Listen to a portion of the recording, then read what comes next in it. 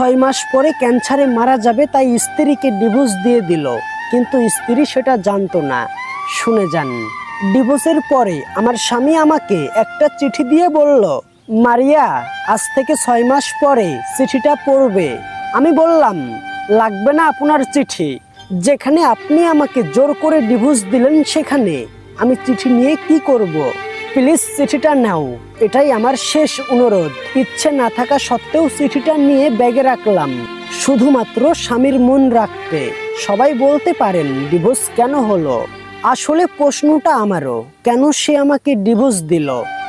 কি এমন অপরাধ করেছিলাম আমি? তো ডিভোর্স হওয়ার পরে যখন বাসায় আসতেছিলাম তখন লক্ষ্য করলাম আমার স্বামী আশিক কেন জানি কান্না করছে। মনে মনে ভাবলাম, কান্না করুক, তাতে আমার কি? সে তো এখন আর আমার স্বামী না, সে আমাকে ঠকিয়েছে। ভাবতে ভাবতে বাসায় চলে আসলাম। এরপরে দীর্ঘ 1 বছর চলে যায়। এর মধ্যে আশিকের সঙ্গে আমার কোনো যোগাযোগ হয়নি। হঠাৎ একদিন মনে পড়ল তার দেওয়া চিঠির কথা।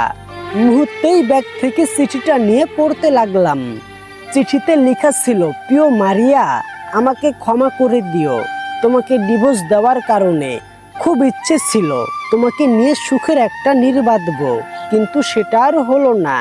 স্বপ্ন স্বপ্নই থেকে গেল। তুমি জানতে চেয়েছিলে না আমি তোমাকে কেন ডিভোর্স দিলাম? তাহলে শোনো, আমার ব্লাড ক্যান্সার ধরা পড়েছিল। আমি আর মাত্র 4 মাস বাঁচব, তারপরে আমার মৃত্যু হবে। কথাটি শোনার পরে আমি কি করব ভেবে পাচ্ছিলাম না। সবকিছু অন্ধকার হয়ে গেল। ভাবলাম, তুমি যদি এই কথাটা জানো তাহলে আমার থেকেও বেশি কষ্ট পাবে। আমি চাইনি তোমাকে কষ্ট দিতে, যার কারণে ইচ্ছাকৃতভাবেই তোমাকে ডিভোর্স দিয়েছি, যেন তুমি আমাকে ঘৃণা করো, আমাকে মন থেকে মুছে ফেলো। জানো মারিয়া, তোমাকে আমি অনেক ভালোবাসি।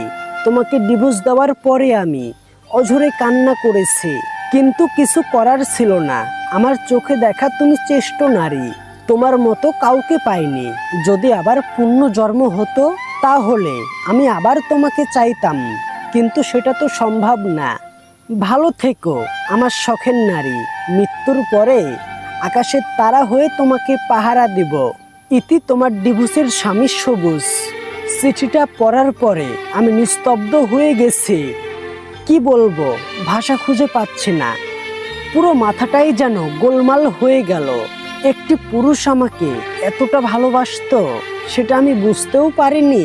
আসলেই কিন্তু পুরুষের ভালোবাসা বোঝার ক্ষমতা সবার থাকে না। পুরুষ নিজেই নিজেকে শেষ করে দিবে।